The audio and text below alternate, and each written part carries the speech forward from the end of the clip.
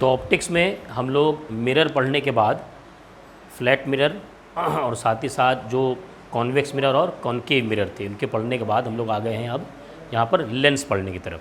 अब हमें यहाँ पर लेंस पढ़ना है।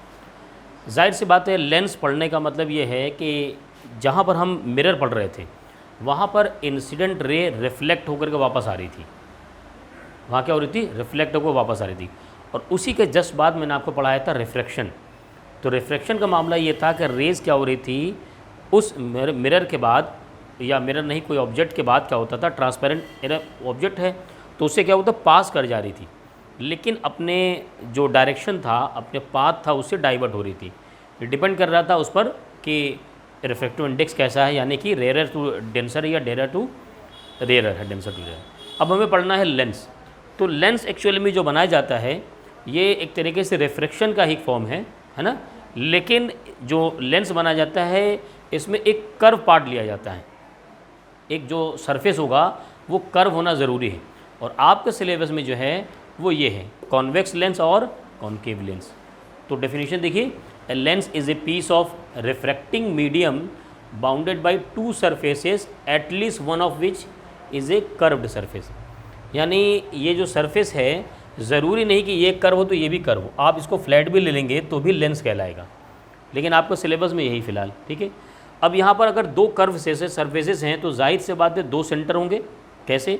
जैसे मान लीजिए ये एक कर्व सरफेस है तो ये भी किसी न किसी स्फीयर से कट करके निकाला गया होगा ऐसे करके।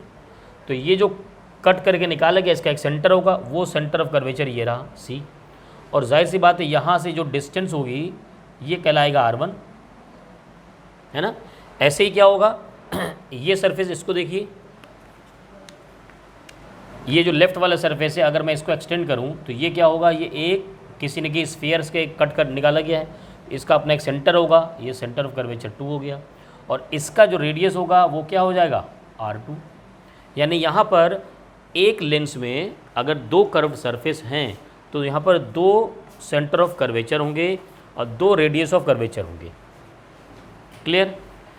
इसी तरीके से देखा जाए अगर यहाँ पर कॉन्केव लेंस की बात की गई, ये तो कॉन्वेक्स लेंस है, ये कॉन्केव लेंस है, कॉन्वेक्स लेंस है। अगर कॉन्केव लेंस की बात की जाए तो ये जो स्फेरिकल पोर्शन इसको देखा जाए तो ये इस तरीके से है, यानी स्फेयर इस डायरेक्शन में। तो इसका आप सेंटर ऑफ कर्वेचर ये रहा और यहाँ से क्या भाई आप मिला दीजिए तो ये हो जाएगा रेडियस ऑफ कर्वेचर। और इसी तरीके से ये जो वाला पोर्शन है बाद वाला, ये अगर इस तरीके से हो सकता है तो इसका सेंटर ऑफ कर्वेचर 2 हो गया ये, और ये हो गया रेडियस ऑफ कर्वेचर। यानी कॉन्वेक्स लेंस हो या कॉन्केव लेंस दोनों में दो सेंटर ऑफ कर्वेचर और दो रेडियस ऑफ कर्वेचर होंगे। लेकिन ये तब कंडीशन है जब दोनों ही सरफेस क्या हो, कर्व्ड हो। अगर फ्लैट ले लेंगे तो उस केस में इरेज नहीं होगी। चलिए इसके बाद एक बात समझिए, इसमें दो फोकस होते हैं। इसमें क्या होता है, प्रिंसिपल फोकस दो होते हैं, फर्स्ट प्रिंसिपल फोकस और सेकंड प्रिंसिपल फोकस। ये कैसे होता है ये समझिए ज़रा। पहली बात तो फोकस, उसमें हमने क्या पढ़ा था, मिरर में पैरेलल रेज आएंगी, उससे रिफ्लेक्ट होने के बाद फोकस से पास करेंगी, या उल्टा चलिए फोकस से जो रेज निकलेगी रिफ्लेक्ट होगी पैरेलल चली जाएगी। ऐसी मामला यहाँ भी होता है।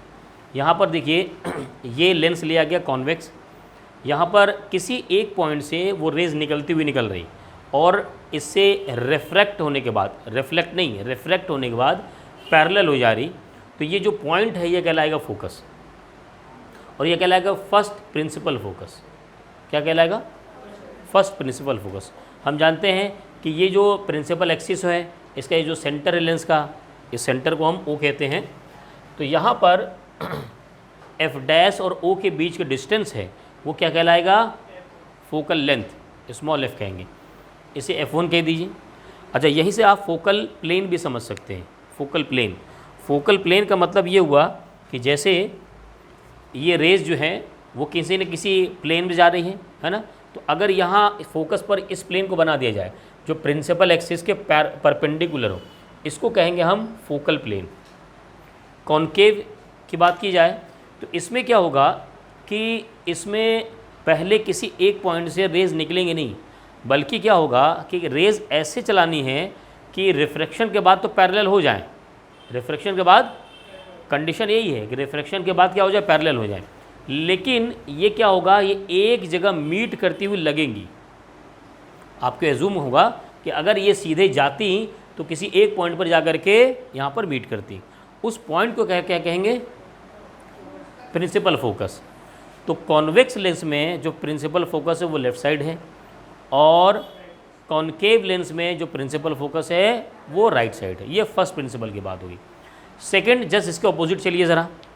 इसके ऑपोजिट क्या चलना है कि अब जो रेज़ आ रही हैं वो पहले से ही पैरेलल है। इसमें क्या था, पैरेलल नहीं थी, बल्कि रिफ्रैक्शन के बाद पैरेलल बनाना था उन्हें। इसमें क्या करना है, पहले से पैरेलल आई हैं, रिफ्रैक्शन के बाद किसी एक पॉइंट पर जाके मीट कर गई। तो इस जिस पॉइंट पर मीट करेंगी वो कहलाएगा इसका सेकंड प्रिंसिपल फोकस। ठीक है। अब एक बात समझिएगा, साइन कन्वेंशन के ज़रा हिसाब से चलिए। तो जो रेज़ का जो डायरेक्शन होता है वो डायरेक्शन कहलाता है पॉजिटिव, और अगर लेंथ का मेज़रमेंट उसके अपोजिट गया तो वो नेगेटिव हो जाएगा। यहाँ पर देखिए, अगर आपको ये फोकल लेंथ मेज़र करना हुआ तो आप कहाँ से मेज़र करेंगे, ओ पर स्केल रखेंगे और इधर मेज़र करेंगे, यानी ये कहलाएगा नेगेटिव, क्योंकि डायरेक्शन ऑफ इंसिडेंट ये रहा। यहीं पर यहाँ समझिए कि यहाँ पर अब जब मेज़र करना होगा तो ओ से लेकर एफ तक मेज़र करना होगा, यानी लेफ़्ट टू राइट, और लेफ़्ट टू राइट ही क्या हो रहा है, इंसिडेंट रेज है, तो पॉजिटिव होगी। यानी कि इसमें क्या है, कॉन्वेक्स लेंस की बात की जाए तो फर्स्ट प्रिंसिपल फोकस वो नेगेटिव है, लेकिन सेकंड प्रिंसिपल फोकस पॉजिटिव है।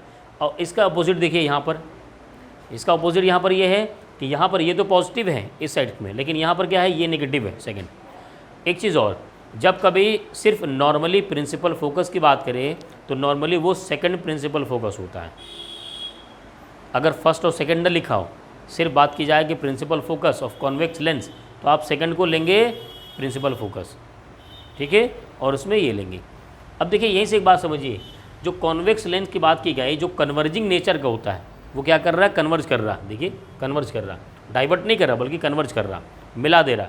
तो उसमें रियल फोकस होता है। आप देखिए, दोनों ही टाइम में क्या हुआ, रियल फोकस है, यानी ये रेज जाकर के एक्चुअल में मीट कर रही है वहाँ पर। लेकिन अगर बात की जाए कॉनकेव और डाइवर्जिंग लेंस, तो कॉनकेव में देखिए यहाँ पर क्या हुआ, डाइवर्ट कर रहे हैं, फैल रही है ना। और यहाँ पर जो फोकस आ रहा है वो ऐसा नहीं कि रेज़ को मीट करने पे है, बल्कि रेज़ को उस डायरेक्शन में एक्सटेंड कर दिया तो है। क्लियर है, बात समझ में आ गई भाई सबको। एक चीज़ और, ये जो लेंथ है, फर्स्ट प्रिंसिपल फोकल लेंथ और सेकंड प्रिंसिपल फोकल लेंथ, ये दोनों इक्वल कब होंगी, जब दोनों साइड का रिफ्रैक्टिव इंडेक्स सेम हो, यानी दोनों साइड सेम मीडियम यूज़ किया जा रहा हो। ये बात तो समझ में आ रही ना भाई, मैंने आपको स्लैब में पढ़ा चुका हूँ। अगर किसी स्लैब के ऊपर से रेज आ रही है और वही स्लैब से क्रॉस करके नीचे चलेगी, तो सेम जिस एंगल से आती है उसी से एंगल से चली जाती है, यही तो होता है। तो जाहिर सी बात है, अगर जिस एरिया आ रही है उधर भी क्या हो, सेम मीडियम हो, और जिधर जाना उधर भी सेम मीडियम हो इस तरफ, तो क्या होगा, दोनों में क्या होगा, जो फोकल लेंथ की डिस्टेंस आएगी वो सेम आने लगता है। क्लियर, समझ में आ गया। चलिए जल्दी से इसे नोट कर लीजिए, उसके बाद इसका ड्यूरेशन करना है वो देखते हैं।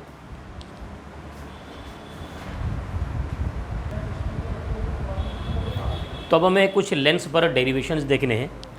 डेरिवेशन एक्चुअल में 4 हैं, लेकिन आप 2 कीजिए, 2 से समझ में आ जाएगा पूरा। पहला केस ये है कि हमने लिया हुआ, पहली बात तो कॉन्वेक्स स्फेरिकल मिरर, तो उसका एक पार्ट ले लिया हमने लेफ़्ट वाला, और इसमें भी 2 केस बन सकते हैं कि लेफ़्ट साइड रेयरर लीजिए, राइट साइड डेंसर ले लीजिए, और फिर राइट साइड रेयरर ले लीजिए और लेफ़्ट साइड डेंसर ले लीजिए। ठीक है। अब रेयरर डेंसर का मतलब इधर से जो रेज जाएगी रिफ्रैक्शन के बाद नॉर्मल की तरफ, यानी टुवर्ड्स द नॉर्मल उसे बेंड होना है, ये बात याद रखिएगा। तो हमने क्या किया कि ये रही हमारा मिरर, लेंस, सरफेस, यहाँ ऑब्जेक्ट है, यहाँ से एक रेज गई। अब ये जो रेज गई है, पहले आइडेंटिफाई करो कि नॉर्मल कहाँ है। हमें तो उसमें नॉर्मल दिख जाता था प्लेन में, यहाँ पर नॉर्मल क्या होगा, सेंटर ऑफ कर्वेचर से जो लाइन होगी वही नॉर्मल होगी। तो ये ब्लैक डॉटेड लाइन ही नॉर्मल है। क्लियर। अब इस लाइन से देखिए कि इसने आई इंसिडेंट कर दिया, इंसिडेंट ने नॉर्मल से आई, लेकिन अब ये इसको सीधा जाना चाहिए था, लेकिन ये सीधा नहीं जा रही। तो ये सीधा ना जा करके क्या हो गई, बेंड हो गई। तो बेंड होते के बाद किधर बेंड होगा, या तो इधर बेंड होती या तो इधर बेंड होती। तो नॉर्मल की तरफ बेंड मैंने किया है रेड कलर से, तो बेंड होने के बाद जो दिख रहा है वो रेड कलर से है, तो यहाँ इमेज का फॉर्मेशन हो गया। क्यों? क्योंकि मैंने यहाँ से एक और इंसिडेंट लाइन यहाँ से मैं लेकर गया हूँ, ये तो सीधे निकल जाएगी। तो दो रेज जहाँ मिली वहाँ पर इमेज का फॉर्मेशन हो गया। अब ये कौन सा पॉइंट है? Centre of curvature. Centre of curvature को सी से रिप्रेजेंट कर दिया, इमेज आई है, ये इसका पोल हो गया पी। ठीक है, यहाँ से हम क्या करेंगे, एक यहाँ से वर्टिकल नॉर्मल ड्रॉ कर देंगे। हमने नॉर्मल लाइन ड्रॉ कर दिया, इसको कह दीजिए एम। ठीक है, अब यहाँ पर अगर मैं ट्रेंगल की बात करूँ, ट्रेंगल एन सी ओ दिख रहा है, एन सी ओ, मैं कोई परपेंडिकुलर एंगल लेने वाला नहीं हूँ। एक्चुअल में मैं यहाँ देखने वाला हूँ एक्सटीरियर एंगल। एक्सटीरियर एंगल देखिए, मैं ट्रेंगल आपको दिखा रहा हूँ, एन सी ओ दिख रहा है, एन सी ओ, ये एंगल अल्फ़ा, ये एंगल गामा, और ये एंगल एक्सटेंड होकर के कितना है, आई। दिख रहा है, आई। क्या मैं यहाँ पर से लिख सकता हूँ I is equal to alpha plus gamma, exterior angle. ये होता ना I is equal to alpha plus gamma. Clear?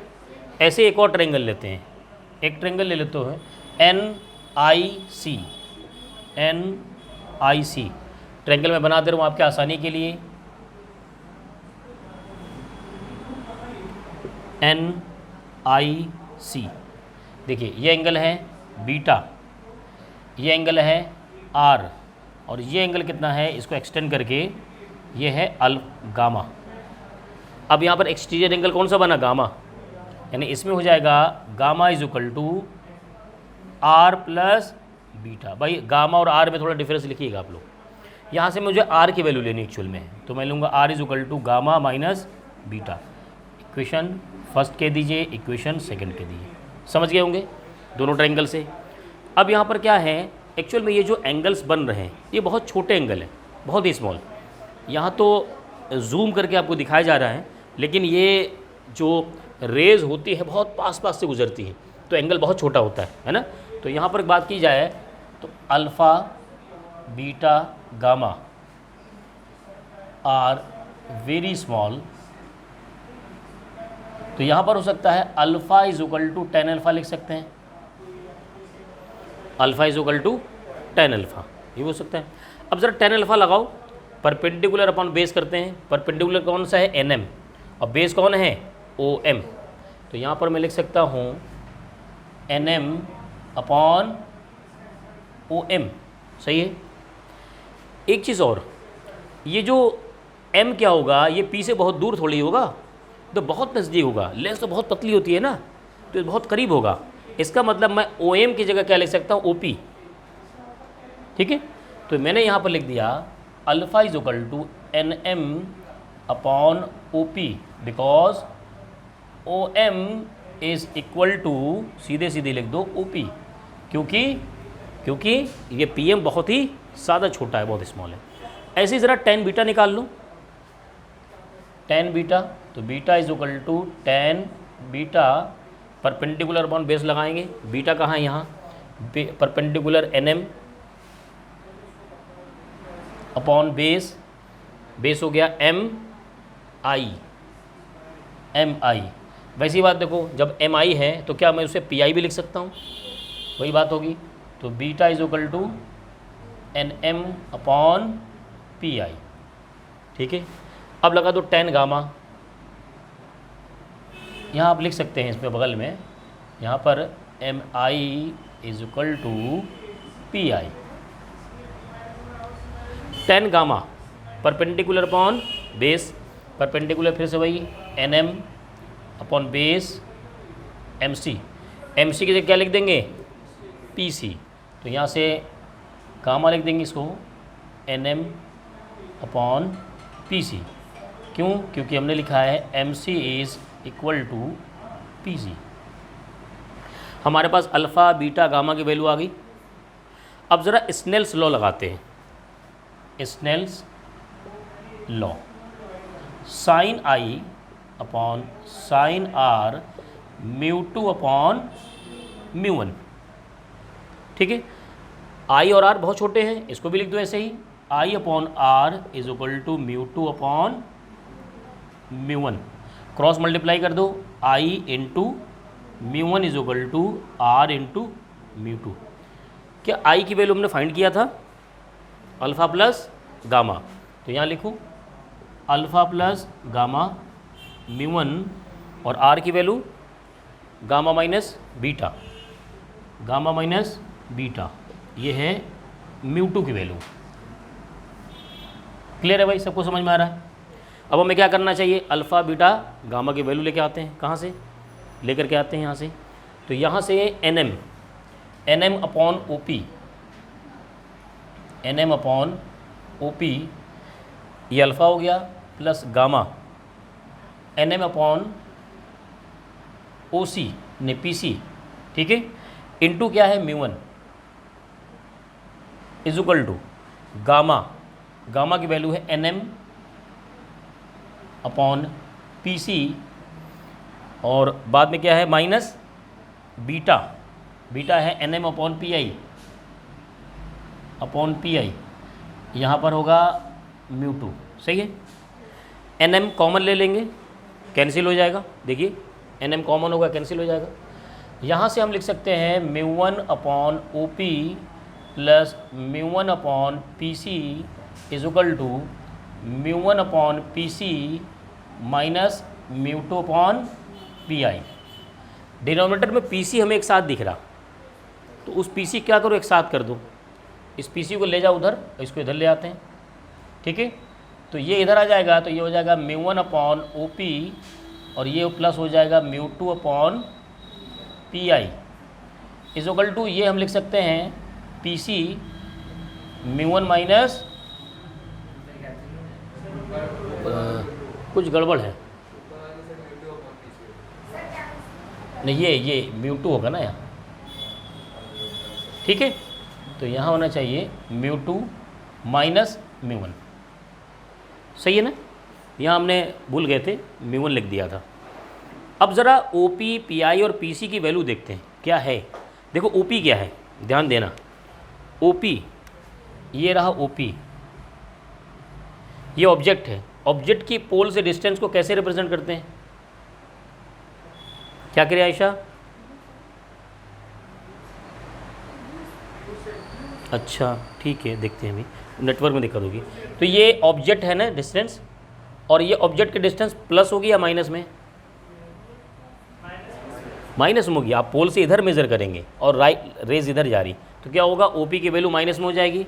तो यहाँ पर लिखेंगे हम ओपी की वैल्यू माइनस में। चलो मैं यहाँ ब्रैकेट में लिखता हूँ ना, तो ओपी हो जाएगा माइनस यू। उसके बाद देखिए क्या है, पी आई, पी से लेकर के आई तक, इमेज तो यहाँ बना ना, इमेज की डिस्टेंस वी होती है, और ये हो जाएगा P I is equal to V, और इसी डायरेक्शन में तो पॉजिटिव हो गया। उसके बाद क्या है, P C, P into C, ये डिस्टेंस सेंटर ऑफ कर्वेचर वाला डिस्टेंस आर होगा और पॉजिटिव होगा, यानी P C is equal to R positive. अब चलो वैल्यू रख देते हैं, तो mu one upon minus U plus mu two upon P I V is equal to mu two minus mu one upon P C R. इसको थोड़ा सा rearrange करने की ज़रूरत है, इसको इधर ले चले जाते हैं, तो mu two upon V minus mu one upon U is equal to mu two minus mu one upon R. ये हमारा फॉर्मूला है ऑब्जेक्ट डिस्टेंस और इमेज के डिस्टेंस और रेडियस ऑफ कर्वेचर में। इसमें आप फोकस भी रख सकते हैं, फोकल लेंथ। ठीक है, एक चीज़ और, ये हमने कब लिया है, जब रेज रेयर टू डेंसर जा रही है। इसका एक और डेरिवेशन होता है उल्टा इसका, कि डेंसर टू रेयर जाने लगे, इधर डेंसर हो जाए इधर रेयर हो जाए, तो इसका क्या होता है, उल्टा अपोजिट आ जाता है फॉर्मूला। यहाँ क्या हो जाएगा, यहाँ हो जाएगा mu one upon V minus mu two upon U is equal to mu one minus mu two upon R. ये किसके लिए है, ये है डेंसर टू रेयर के लिए। ये किसके लिए है, डेंसर टू रेयरर। ठीक है, एक चीज़ और, जब हम न्यूमेरिकल लगाएंगे तो इस फॉर्मूले में, अच्छा एक बात बताओ, ये तो एयर का एरिया है ना, और एयर का रिफ्रैक्टिव इंडेक्स कितना लेते हैं हम लोग, 1, तो वो कौन होगा, μ1 होगा। यानी अगर हम वहाँ पर एयर लें तो इस फॉर्मूले को आप कैसे यूज़ कर सकते हो भाई, मान लीजिए वो रेयरर टू डेंसर जा रहा है, रेयरर टू डेंसर, और डेंसर में ग्लास है, वाटर है, कोई भी लिक्विड है, तो उसका रिफ्रैक्टिव इंडेक्स μ2 थोड़ी लिखा होता है, वो तो न्यूमेरिकल में देता है म्यू। जो डेंसर वाला होता है वो होता है म्यू, एक्चुअल में वो होता क्या है, वो रेफरेंस में दिया होता है, स्टैंडर्ड कंपैरिजन के फॉर्म में दिया होता है एयर से ही, ये तो होता है। तो यहाँ पर μ1 की वैल्यू क्या हो जाएगी, 1, ये हो जाएगा 1/v माइनस, सॉरी ये इसके बात कर रहा हूँ मैं ना, तो ये हो जाएगा μ2 हो जाएगा μ/v माइनस 1/u, और यहाँ हो जाएगा μ/(1/r). ये फॉर्मूला बनेगा जब आपको न्यूमेरिकल में दे दे कि कोई भी रेज एयर टू किसी डेंसर मीडियम में जा रही, तो डेंसर मीडियम का आपको रिफ्रैक्टिव इंडेक्स गिवन होगा म्यू, और एयर के लिए लिखने की ज़रूरत नहीं, उसकी जगह 1 लिख देंगे। क्लियर, समझ में आ गया। चलिए इसको नोट कीजिए, फिर इसका अपोजिट दूसरा डेरिवेशन भी कर लेते हैं।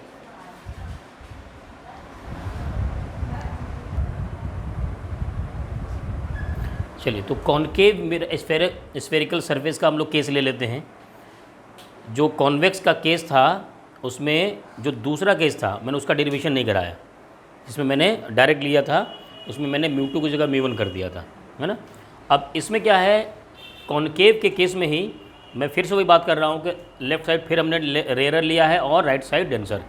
इसका दूसरा केस क्या बनेगा, डेंसर इधर होगा और रेयरर इधर होगा। अब देखिए जब रेयरर है तो ये रिफ्रैक्शन के बाद टुवर्ड्स द नॉर्मल बेंड होना चाहिए। यहाँ पर देखिए ये रहा ऑब्जेक्ट, और इस ऑब्जेक्ट के रेज यहाँ से गई, और ये सेंटर ऑफ कर्वेचर है। जो मैं कहता हूँ जो सिर्फ उसे देखिएगा, बाकी हटा दीजिएगा। ये O से इमेज गई, और O से जो इमेज जाएगी वो एंगल किससे इंसिडेंट करती है, नॉर्मल से।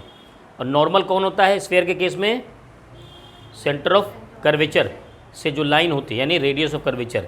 तो सेंटर ऑफ कर्वेचर ये रहा, ये जो ब्लैक वाली डॉटेड लाइन है ये रेडियस ऑफ कर्वेचर है। तो ऑब्जेक्ट को एंगल किससे बनाना चाहिए, इसी ब्लैक वाली लाइन से। तो देखिए ये लाइन बन गई है आई, यानी एंगल ONC वो है आई। क्लियर। अब एक बात बताइए, ये रेयरर टू डेंसर जा रही है और ये रहा हमारा नॉर्मल, तो नॉर्मल से दूर बेंड होगा या टुवर्ड्स द नॉर्मल, पास में जाएगा। तो ये देखिए ब्लैक वाली लाइन को सीधे ऐसे जाना चाहिए था, लेकिन ये देखिए ऐसे जाना चाहिए था, लेकिन वो उधर नहीं गई, इधर गई ही नहीं, वो रेड कलर से इधर बेंड हो गई। क्लियर है। तो जब ये बेंड हुई तो उसको बैक में जब मैंने ड्रॉ किया तो वो तो लाइन ये आई लाल वाली। बस समझ में आ गया सबको। अब यानी बेंड होने के बाद उसको मैंने बैक में स्टैंड किया तो ये रहा डॉटेड लाइन आर। अब यही तो एंगल बनाएगा इससे नॉर्मल से आर। क्लियर है। ये तो एंगल आर बने, आप देखिए ना इधर आर बना रहा है, उसका वर्टिकल अपोजिट एंगल इधर आर होगा। तो आई और आर में फ़र्क दिख रहा। आर क्या है, INC ये आर है, और ONC ये आई है। क्लियर। अब पिछले बार की तरह ही यहाँ से क्या करो, एक परपेंडिकुलर ड्रॉ कर दो, इसको M कह देते हैं। ठीक है। अब यहाँ पर वैसे ही हमें क्या करना है, एक्सटीरियर एंगल लेना है। तो दो ट्रायंगल ले लेते हैं। पहले एक ट्रायंगल पहले ले लो ONC, ट्रायंगल ONC दिख रहा है। एक्सटीरियर एंगल कौन सा बन रहा है, gamma is equal to alpha plus beta. कहाँ होगा भाई, देखो ट्रायंगल, देखो इमेजिन करो सही से, ONC दिख रहा। ये आगे बढ़ाया, हाँ ये अल्फ़ा, ये गामा, और ये एंगल है आई। तो यानी यहाँ पर होगा gamma is equal to alpha plus, और हमें आई इस्तेमाल करना होता बाद में ना, तो मैं यहाँ लिखूँगा I is equal to gamma minus alpha. Question first हो गया। दूसरा ट्रायंगल ले लेते हैं NIC बना देता हूँ मैं ताकि तुम्हें समझ में आ जाए। NIC वही एक्सटीरियर एंगल गामा है, लेकिन इस बार यहाँ पर क्या है, बीटा, और यहाँ पर क्या है, आर है। तो यहाँ पर क्या हो जाएगा, alpha is equal to beta plus R, R की वैल्यू ये गामा है ना, गामा, तो गामा माइनस बीटा, ये इक्वेशन सेकेंड। तो एक में आई आया गामा माइनस अल्फ़ा, एक में आया गामा माइनस बीटा। आर की वैल्यू क्यों, आर इधर आने देखो, बीटा उधर ले जाएंगे तो गामा माइनस बीटा, सही तो है। अब इसके बाद क्या करते हैं हम लोग, ट्रायंगल लेते हैं, टेन अल्फ़ा, टेन बीटा और टेन गामा की वैल्यू निकाल लेंगे। और चूंकि सब सारी वैल्यूज बहुत छोटी हैं तो क्या हो जाएगा, alpha is equal to tan alpha, बताइए भाई, बताते जाओ फटाफट, N M upon base O M, और ओ एम की जगह लिख देंगे ओ पी, क्योंकि ये लेंथ बहुत ही छोटी होगी, लेंथ को देखा जाए बहुत पतला होता है। तो यहाँ पर सीधे सीधे alpha is equal to N M upon O P, आप साइड में अपना लिख लीजिएगा कि N M is equal to ये O M is equal to O P, ठीक है। ऐसे ही beta is equal to tan beta, beta देखिए यहाँ से एन एम, हाँ आई एम, और एन एम आई एम की जगह लिख देंगे आई पी, तो हमारा हाँ बीटा आ गया N M upon I P. उसके बाद तीसरा में निकालना है गामा, तो gamma is equal to tan, gamma is equal to N M upon C P, यानी एन एम अपॉन, अच्छा सी एम लिखे यहाँ पहले, फिर कर देंगे सी पी, यानी gamma is equal to N M upon C P. तीनों वैल्यू आ चुकी है हमारे पास, अल्फ़ा बीटा गामा। अब हमें स्नेल्स लॉ लगा देना है यहाँ पर, है ना, सेम प्रोसीजर, स्नेल्स लॉ क्या होगा, sine I upon sine R mu two upon mu one, cross multiply कर देंगे और साइन आई की जगह सिर्फ आई रखेंगे क्योंकि बहुत छोटा एंगल है, तो आई इंटू म्यू वन और R into mu two. I की जगह वैल्यू लेके आएंगे यहाँ से gamma minus alpha, alpha mu one, और आर की value gamma minus beta, gamma minus beta mu two. चलिए वैल्यू लेके आते हैं। अब गामा अल्फ़ा बीटा के वैल्यू, गामा की value N M upon C P minus alpha N M upon O P, और साथ में है इंटू म्यू वन। यहाँ से gamma N M upon C P minus beta N M upon I P, और साथ में है म्यू टू। क्या कैंसिल होगा, एन एम कैंसिल हो जाएगा सीधे सीधे कॉमन लेकर के, और यहाँ आ जाएगा mu one upon C P, तो mu one upon C P minus mu one upon O P, हाँ, और इधर हो जाएगा mu two upon C P minus mu two upon I P, ठीक है। अब किन दो चीज़ों को एक साथ रख दें जिनके डिनोमिनेटर साथ में हैं, कौन कौन से हैं, सी पी, तो ये वाला टर्म और ये वाला टर्म एक साथ कर दो उधर और इसको इधर ले आओ, तो ये हो जाएगा mu two upon I P minus mu one upon O P is equal to mu two minus mu one upon C P. अब हमें I P O P C P की वैल्यू लेनी है, ठीक है। तो देखो पहले क्या है, आई पी, आई से लेकर के पी की डिस्टेंस, ये वाली वैल्यू, ये रहा इमेज और ये रहा पोल, यानी क्या होगा, वी, वी होगा ना, तो यहाँ पर आई पी आ गया, क्या होगा, माइनस वी। दूसरी वैल्यू क्या है, ओ पी, ओ से लेकर पी, यानी ऑब्जेक्ट यहाँ पर है तो यानी यू है, लेकिन लेफ्ट में है, रेज इधर जा रही है तो क्या होगा, माइनस ये भी, तो माइनस यू। तो तीसरा है C P, centre of curvature, radius of curvature, तो ये भी होगा माइनस आर, ठीक है। चलो वैल्यू रख देते हैं, तो आई पी की value minus V mu two upon minus V minus mu one upon minus U is equal to mu two minus mu one upon C P minus R, सही है। तो यहाँ से आ गया माइनस μ2/v और plus μ1/u is equal to minus μ2 minus μ1/r। एक काम करो, माइनस में पूरे से मल्टीप्लाई कर दो, तो ये हो जाएगा पॉजिटिव μ2/v और ये हो जाएगा निगेटिव अब, और ये फिर अपना पूरा का पूरा पॉजिटिव बन गया, आ गया हमारे पास।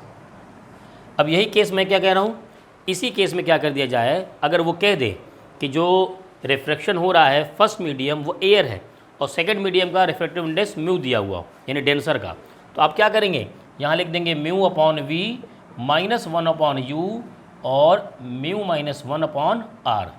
ये कब होगा, जब एयर टू किसी अदर मीडियम में जा रहा हो और अदर मीडियम का रिफ्रैक्टिव इंडेक्स क्या दिया हुआ, μ2 नहीं म्यू दिया हुआ सीधे सीधे, तो उसकी जगह लिख दिया। एक चीज़ और, इसी फॉर्मूले में आप थोड़ा चेंज कर दीजिए, वो कब होगा, जब डेंसर टू रेयर जाने लगे, इसी फॉर्मूले को बदल लीजिए। यहाँ μ2 की जगह क्या कर दो, μ1/v माइनस μ2/u और μ1 माइनस μ2/r। ये किस केस के लिए है, इसके सेकंड केस के लिए, रेयर टू डेंसर ये वाला होगा और डेंसर टू रेयर के लिए फिर ये केस फॉर्मूला आ जाएगा। तो 4 फॉर्मूले बन जाएंगे, ठीक है, याद रहेगा, चारों को एक साथ लिखिएगा फिर न्यूमेरिकल लगाइएगा तो आसान बनेगा ना। चलिए नोट करिए फटाफट जल्दी से इसको।